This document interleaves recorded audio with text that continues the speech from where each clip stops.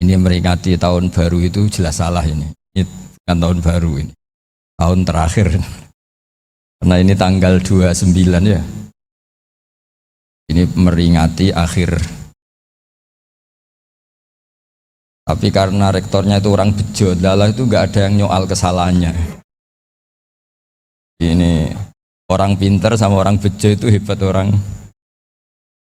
Saya ini orang pinter, maka tahu kalau ini itu akhir tahun, bukan awal tahun.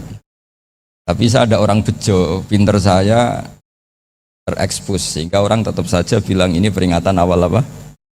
Tahun. Jadi menang orang bejo gitu. Ini akhir tahun apa awal tahun? Hari ini akhir tahun, berarti ini peringatan apa? Akhir tahun.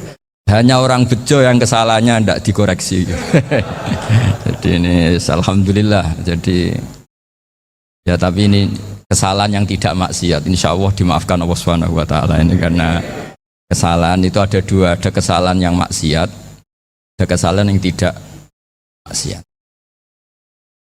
Saya punya komitmen terhadap agama ini. Baik tadi yang dikatakan Pak Rektor, ada unsur ulama, ada unsur habaib, ada unsur pengusaha, ada unsur birokrat. Di antara kenangan-kenangan saya dari Syekhina guru kita bersama Kiai Haji Maimun Zubair, beliau itu sering dawuh, sering ngendikan, dan itu saya sampaikan juga ketika 7 hari wafatnya Agus Robah, cucu Mbah Maimun, putra Agus Robah.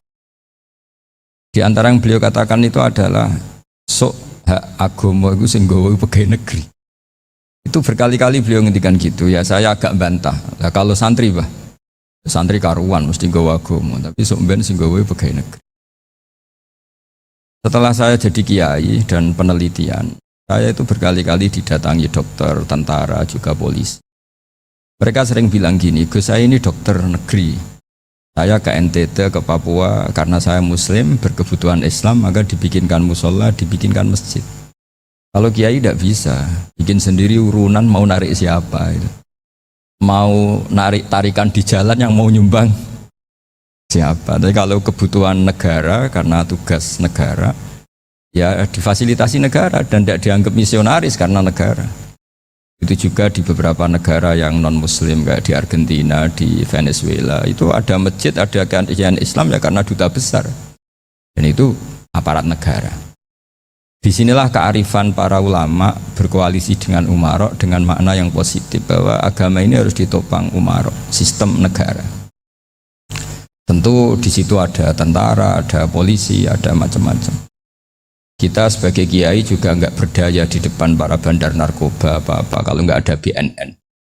Kita mau apa dengan korupsi kalau nggak ada KPK. Sehingga kearifan para guru-guru kita, mulai Mbah Maimun, bapak saya sendiri, NU, Muhammadiyah, semua ormas-ormas Islam itu pasti maulah kerjasama. Karena kita siapa ya kalau nggak kerjasama. Dan di antara pesan Rasulullah SAW adalah yaduwahi ma'al jamaah.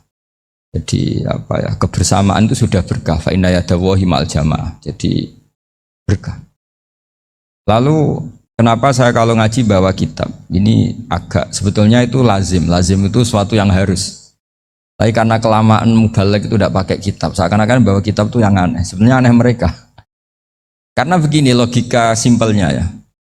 Umat Nabi ini berhak dapat apa coba? Berhak dapat warisan yang paling luhur, paling hebat, paling jernih. Apa itu Quran dan hadis? Pertanyaannya, siapa yang paling punya hak otoritatif untuk menerangkan Quran hadis? Ulama.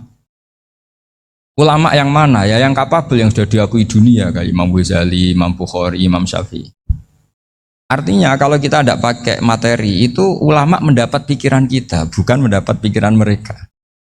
Saya ulang lagi, kalau kita tidak pakai materi yang otentik, yang orisinil, umat ini mendapat pikiran kita, bukan pikiran mereka. Maka saya berusaha supaya teman-teman atau semua umat Islam dapat pikiran-pikirannya Imam Ghazali, pikiran-pikiran Imam Bukhari, pikiran-pikiran Abul Qasim Al-Junaidi, kejernian-kejernian Abu Yazid Al-Bustami.